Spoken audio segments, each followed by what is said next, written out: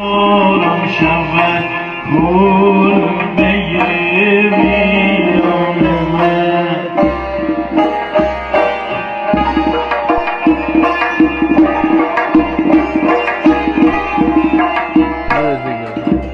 تا بهار زندگی آمد بیا آرام جان، تا نسیم سوی گل آمد بیا دامن کشان، چون سپندم بر سر آتش نشان بنشیندمی، چون سرشم در کنار بنشیندشان سوز نهان.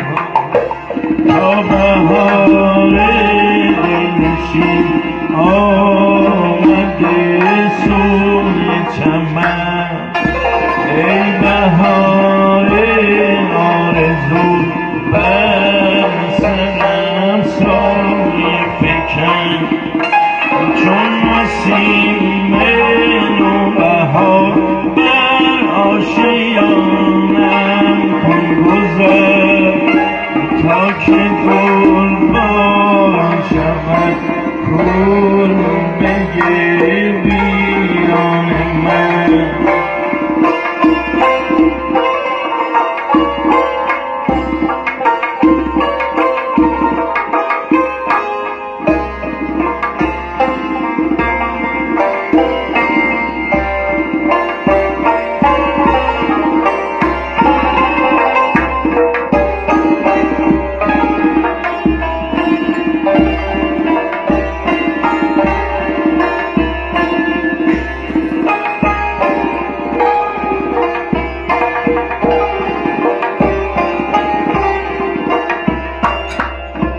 بازا ببین در حیرتم، بشکن سکوت خلوتم، چون لاله تنها ببین بر چهره داغ حسرتم، ای روی تو آینه ام، عشقت غم دیرینه ام، بازا چو